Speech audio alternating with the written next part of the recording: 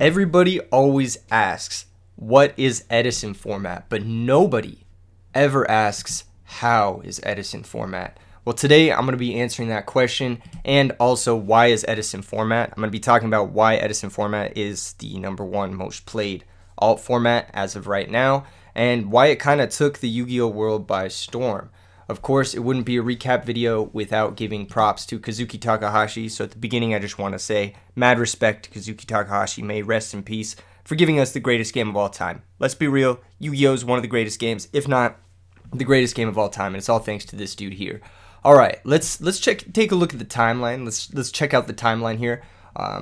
You guys are in for a treat, and if you stick around to the end of this, I've got a powerful announcement for you guys as well. So might learn some things. Might learn some things here. So let's start things off in early 2020, around I want to say May, June, where some interested, half-decent players with a bunch of free times and strong personalities, or IHDP FTSP for short, kind of felt like they needed something to do during the pandemic era. I'm going to name this the pandemic era. This applies to me. This is basically where I was. I was just someone who lost his career due to the COVID pandemic. I was someone who had recently gone through a really life-changing relationship ending. I had been with a girl for about 7 years, and we had broken up, so my life was kind of at a rock bottom moment, and I was thinking to myself, like, maybe I can fucking duel my way out of this situation for some fucking reason. That was what was going on in my brain. So I hopped on the internet, tried to find some other people to play with, and that brings me to the second part of this big ass puzzle. And I'm doing like a weird puzzle / timeline thing / whatever, but that brings us to Discord and Dueling Book. Without any of these steps, Edison format wouldn't be where it is today. Edison format wouldn't be what it is today. It probably wouldn't be anywhere, but it all starts here. It starts with me kind of going through some rough shit in 2020, as did a lot of other people, and all of us kind of coming together on Discord and Dueling Book. At first, we tried out, playing modern Yu-Gi-Oh, but that was, let's be real. And then, we tried playing GOAT format, and GOAT format's great, don't get me wrong, I love GOAT format, but for me personally, my personal experience with what happened playing GOAT format online, it was a lot of I don't want to say people who had been playing GOAT format for a while, and then they felt like a little bit gatekeepy, a little bit aggressive about their community, and then I also felt like I was losing a lot of games to reasons that were out of my control. I felt like I didn't have the most control over the game, which made it a little bit frustrating to play. So I was looking for something, because I'm still an interested, half-decent player with free time. I still have a strong personality, and it's still the fucking pandemic. So I started looking for something else to play, because I wanted to do something to fill my time. I wanted to get into a game and hopefully figure out my life in the meantime. And that's what brings me to point number 3, which is discovering the perfect format, which is Edison format. And I'm going to talk a little bit about why I think Edison format is the perfect format. Around this time, there was this streamer. His name is Healthy Gamer GG, or you might know him as Dr. K. He talked a lot about what made Fortnite and Minecraft and Roblox very popular, very addictive, very just games that you can play over and over and over again and not get tired of it. And he's published a bunch of pieces on this. He's written about this. This is an article from literally 2 weeks before I started the YouTube channel. Spoiler alert, this was a large reason why I wanted to start the YouTube channel, was reading this specific article here. But basically it just talks about how there's this triumph circuit. When you have a game that you win, that you feel like you earned the win to. Even if you didn't necessarily earn the win, as long as you felt like you earned the win, then it rewards your brain with a happy chemical, basically. And Edison format was doing that for me. It was making it feel like every time I won a game, I was like, yeah, I deserve this. I am a winner. You know what I mean? It made me feel good every time I was winning. And when I was losing, I felt like, there were different things I could have done to maybe win. It felt like it wasn't out of reach. And that also brings me to the underdog phenomenon, which means when you're playing Edison format, you never truly feel entirely out of the game, which is another reason why why it's so addictive, why it's such a little crackhead format. It's just one of the best formats in terms of like balance, in terms of like you can play whatever you want to play. It's a deck builder's paradise. I'm a deck builder. You can build whatever deck you want to play. You can play it. There's infinite reasons why the format is good. I mean, I've been creating videos for it every single day for the last 2.5 years, and I'm still not bored of it. Like, I still love playing this format. I still want to play this format every day. And so that's got to say something about it, not just from like what defines a perfect format, basically. And in my opinion, a perfect format is something that is consistently entertaining. It's a game that has infinite replayability. It's a game that you feel like you deserve the majority of your wins. It's a game that you feel like you always have a chance. A game where like you can't really blame anybody but yourself, and it constantly pushes you to improve and stuff.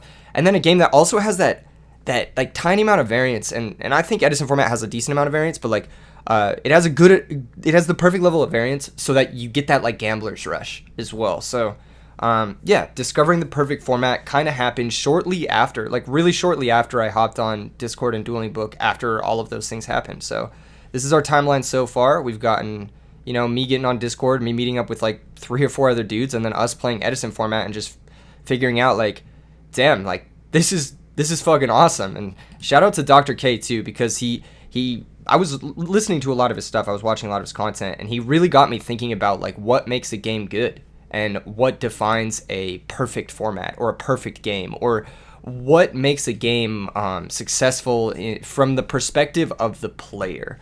All right, next in the timeline. This is a big one. YouTube.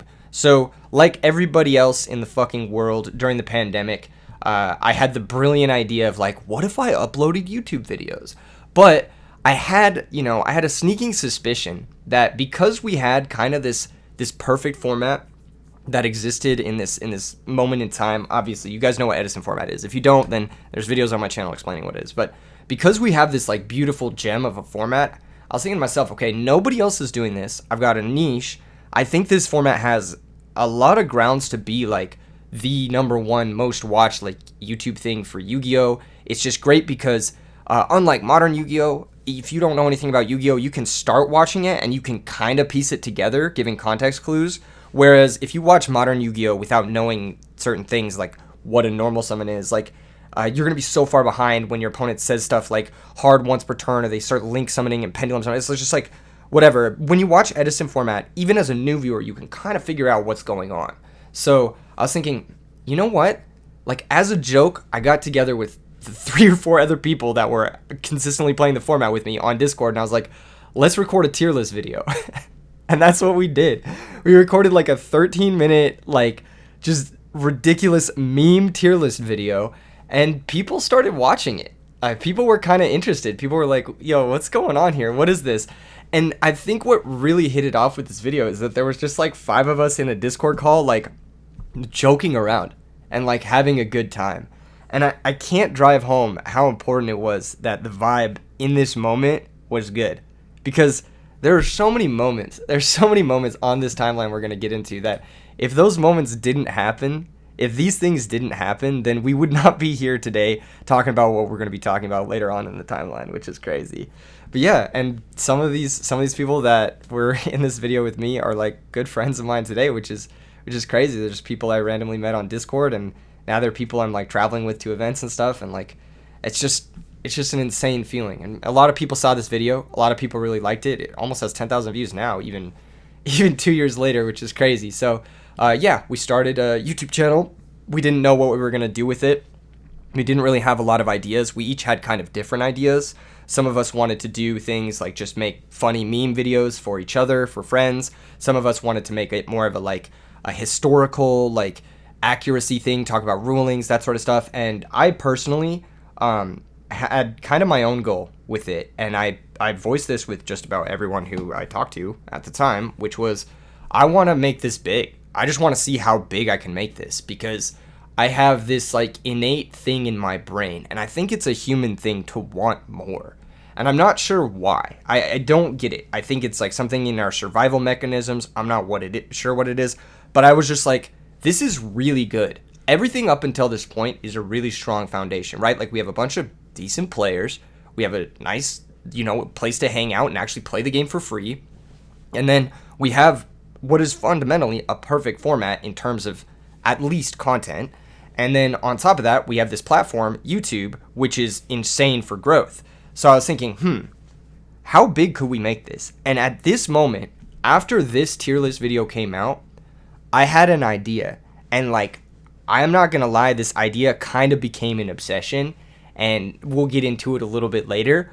But I wanted to throw, at this point, after this video, I had an idea where I was like, I want to throw a YCS for this format.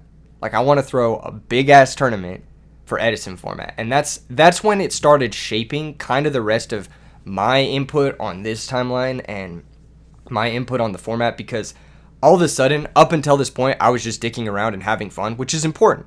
What you're doing in life and in your goals and stuff, it's important that you have fun till you figure out exactly what it is that you're looking for. I think enjoy the journey until you get to the point where you're like, okay, now I have a solid goal, And at this point, I had a solid goal, and it was like, I want to throw a big-ass tournament. So that brings us to the next, I think that's the last thing I wanted to show. Yeah, that brings us to the next point.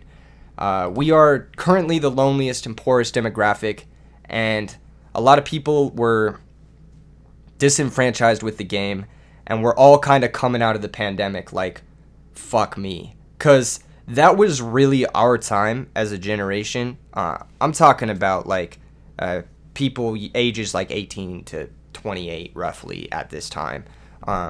It was kind of our time to like make a name for ourselves in the world, do something with our lives, and a lot of people got fucked like really, really hard. Not only financially, but also just in terms of like human connection. Like, these are just some stats from the time period. Millennials are currently the poorest generation by a lot, by like a wide margin, by almost like, I don't even know how to describe it. There are more graphs that show it in a more extreme way. We were also hit really, really hard by the loneliness epidemic. Things like, social media apps, dating apps, that sort of stuff that was supposed to bring us together, ironically had like the opposite effect. It's funny because all of these things that I'm talking about, like Discord, Dueling Book, YouTube, I was doing all of this because I was so fucking lonely. Like, I wanted to hang out with someone. I wanted to do something fun with someone. Like, this was as a result of like literal desperation. Like, at this point, it's like, man, I'm like, if I don't do something now, my mental health is gonna fall the fuck apart. Like, everything about my life is gonna fall the fuck apart. Like, if I don't do this now, it was like almost out of necessity. And I know it sounds kind of ridiculous to say it out loud, but like, yeah, like I was playing this game out of necessity up until this point, roughly. And it really made me think that like, I'm not the only person who's going through this right now. And we'll come back to this, we'll circle back to this, but the fact that there's a large number of people, in this demographic, it kind of leads to the success of the YouTube channel and to the success of a lot of other like parasocial stuff, right? And I do want to touch a little bit on where was I going after this? Oh yeah. We'll get to that later. Yes, the next part is right around this same time, the YouTube starts picking up. I got a shout out as well. MBT, Aleximo, RJ, Gage, like everyone who I worked with early on, everyone who talked about Edison format, everyone who like helped boost my signal a lot and helped boost the format's signal and the community a lot. I just got to give a shout out to those guys because they were definitely an integral part, and growth on YouTube is exponential, especially when you're collaborating with people. So big thank you to those guys for helping us get in touch with our demographic, basically. So we've identified the demographic. That's right around the same time as YouTube. I know there's an arrow pointing to it, but the YouTube kind of helped us identify the demographic because YouTube gives you these really nice analytics. So I'm like, okay, these are the people we're basically working with here. And then Konami announces OTS Time Wizard. So right now we're kind of hitting the perfect storm, which is just like an unbelievable blessing. Whoever is over at Konami, I actually know who they are now, which is insane to think that I've met the people at Konami who are responsible for these types of things. But thank you. You know who you are. I'm not going to name you, but if you're watching this, they announced that they're going to support all formats with official tournament store tournaments, basically, which is which is fucking insane. Like, this is just like, it's literally like the perfect storm, because it's like, okay, I have this like goal, I have this idea in my brain, and I'm like, I want to do this really badly. It was like almost obsessive at this point. And then they announced this, and I'm just like, well, shit, like, now I have no excuse. I kind of just have to go really, really hard. And at the point of this announcement, it must have been December 2021, I was like, I'm going to start uploading as close to daily as possible to this YouTube. And I'm going to start throwing massive, massive online tournaments and just try to grow this as big as I can online, and then see if I can convert that to IRL. And that's when RBET was born. Literally within a week of the OTS Time Wizard announcement, I was like, oh, this is going to be huge. I got to come up with something really big. And quite literally I did. I came up with the really big Edison tournament series, and I cross-referenced it with a bunch of other people, and I was like, yo, do you think this is a good idea? And everyone was like, yeah, I love it. I love the shitty branding. I love the fucking, the raw nature of it, kind of just the, like, let's all hang out and play this game. And I had a couple other people who said I should start charging for the RBETs. I had a couple other people who wanted to, like, make it for profit. But again, we got to go back to the goal. And then this is another thing too, is like, you can't ever, like, if you have a goal, you got to keep the heart of that goal alive. And the heart of my goal isn't to really profit off of this or to make money off of this. My biggest goal at this point was to throw the biggest Edison tournament ever in person. And that's not necessarily something that makes money. But that's just my goal, right? That's what I want out of this, right? But I'm also starting to understand that I had other goals as well. I'm starting to understand that I had other goals that I didn't, say out loud, or I didn't talk to people about. And one of those goals was something I mentioned earlier, is that I wanted to connect with people. And not only did I want to connect with people, I wanted to connect other people with other people. I wanted to do something about, like, this, the loneliest and poorest demographic, disenfranchised players, millennials who are just struggling out of the pandemic because of financial reasons or whatever. And this is something that I kind of half understood at the time, that I was really lonely, and like a lot of people are really lonely. And I wanted to just change that. I wanted to see if there was any way I could fucking do something about that, because this shit sucks. I don't know how to say it. It just sucks. So I was thinking, if we have these really big tournaments and we start having people in person meet up, like, one of the cool things about these tournaments and these events is, like, you're kind of stuck in a room with people. You're kind of stuck in a place, right? You're kind of stuck, and I don't want to say stuck, but like, when you sit down across from your opponent, you can't just get up and leave unless you want to throw away your money. You know what I mean? You can't just, like, walk away from it. So you're kind of forced to have these social interactions. You're kind of forced to meet people, basically, which in a lot of ways, like in a lot of tech fields, a lot of fields that affect gamers, you know what I mean, or gamers are a part of, like, you don't have a lot of opportunities for that after school. You don't have a lot of opportunities for this type of thing, this type of social setting after school, that don't involve, like, substances or drinking or whatever. It's just really difficult to find social settings post-pandemic and post-schooling. And that's kind of something I wanted to create. And I didn't realize, like, in my heart at the time, that's why I wanted to do this. That's the why behind the goal. But that was definitely the why. And so I didn't listen to the people who were like, oh, you should charge for this. I didn't listen to the people who were like, oh, this is a big money-making opportunity. I was just like, we're just going to throw free tournaments. We're going to fund them however the fuck we can. And we're just going to do it for the people, and the rest will figure itself out. And so that was kind of my goal with RBET. And I think I definitely succeeded with that in the first year. And it was honestly a really big success. Like, I honestly didn't expect it to get where it got from there, which is really sick. If you haven't watched any of the RBET streams, it's fucking cool. Like, each one of them was like 200 plus tournaments, 200 plus player tournaments. And the World Series, the finals, the World Championship at the end of the year, RBET Rulers was just like, damn, it was fucking sick. It was fucking sick seeing all the best players. A lot of them from the stage one interested half decent players with the IHDP FTSP group. Like, a lot of them made it to the end of that, and that's like a year and a half worth of grinding to get to the world champion. That's fucking sick. That's fucking sick. And along the way too, we also did some really cool stuff like charity tournaments, that sort of stuff. But I'm glossing over a lot of that. Mostly I just want to mention that after OTS was announced, that's when I was like, okay, we got to do something with this. We got to ride this wave, because we were given a golden fucking egg. We were given, like, the goose, the golden egg, whatever. We're given all of it, and we got to do something with it. And that's RBET. That's what happened there. The next is the community. So after RBET happens, right, the community starts to really get formed as a result of RBET, because like I said, when you're playing these big ass tournaments, you're forced to be around someone else. And at the time, obviously, these are all online tournaments, but even within the context of online tournaments, you're forced to be around other players. You're forced to be in chat rooms. You're forced to be in games with them. You're forced to interact with them. You know, maybe you have a good game with someone and you're like, wow, that was a really fun game. Like, thanks for this experience. And then all of a sudden you guys are playtesting outside of it and like you get to know each other and like you're meeting up at tournaments. And then all of a sudden you have all these Edison teams as a result popping up. And then another thing that happened as a result of RBET was the community of creators that came out of it as well. A lot of people started making videos talking about RBET, their experiences at it. There was a lot of people making content about the format, talking about their favorite decks, their brews.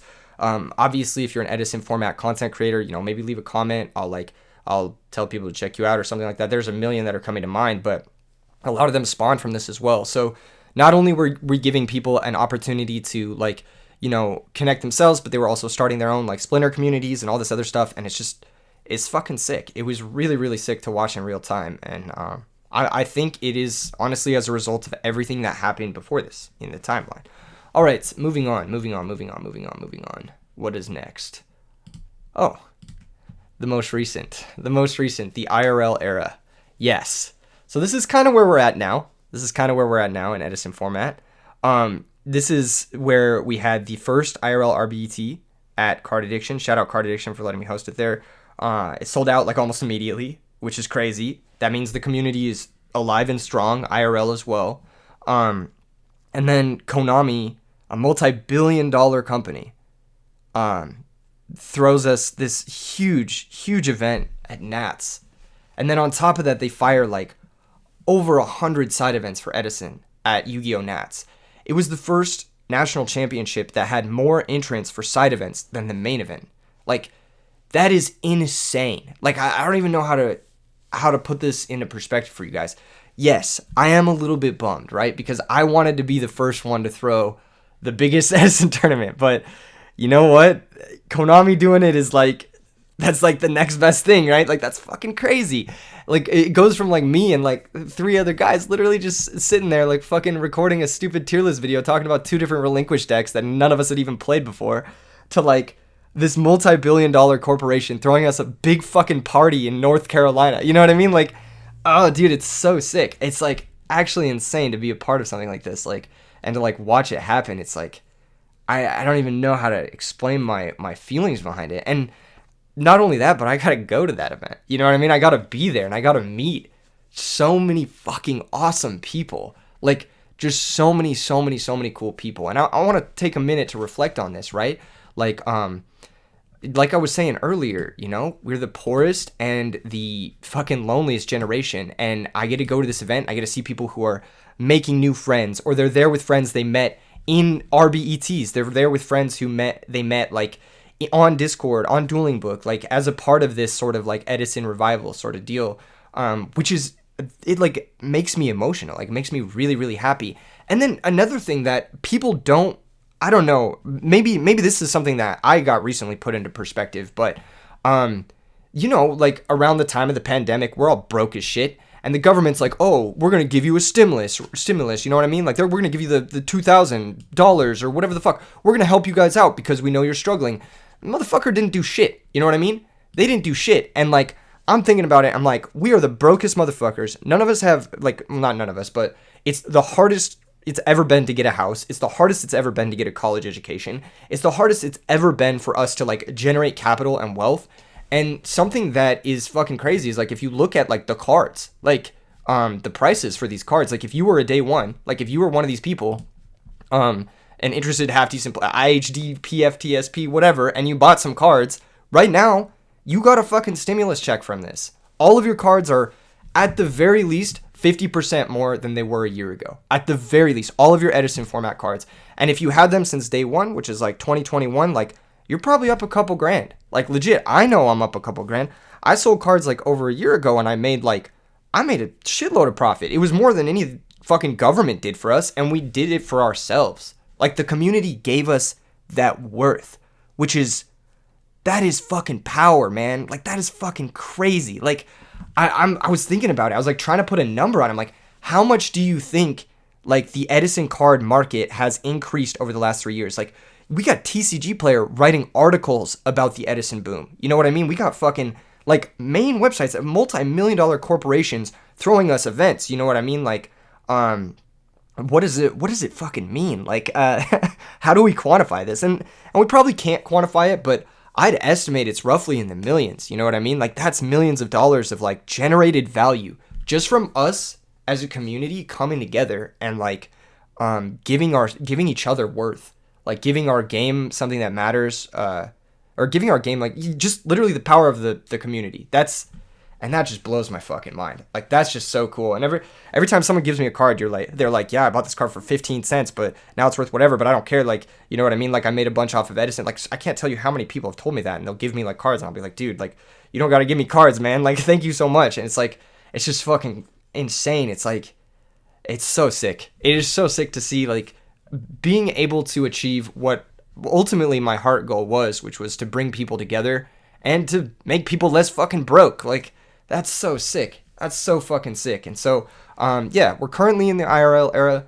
Upcoming is obviously RBET. Oh, that's a little bit of a spoiler there. IRL, obviously IRL RBET Moreno Valley and the IRL RBET Orlando. At the time you're watching this, it's actually kind of likely Moreno Valley is already sold out, which is insane.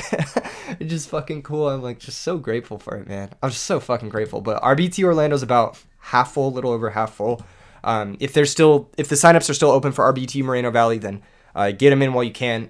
Check the description below for the links or scan the QR codes on the screen here for Moreno Valley or for Orlando.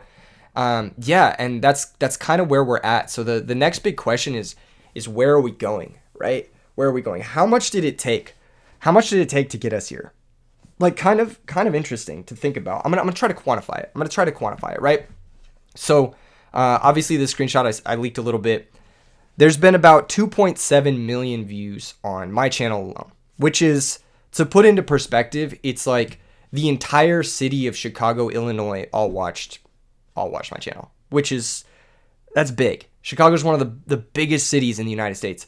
It's also equivalent to about 1% of the entire United States has watched a video about Edison format, which is ridiculous. Like, I don't even know how to put this into perspective because, like, I don't even understand this perspective. Like, millions of people is not something us as humans were ever supposed to try to understand. You know what I mean? Like, these are numbers that fundamentally break our brain without a theoretical understanding of numbers themselves.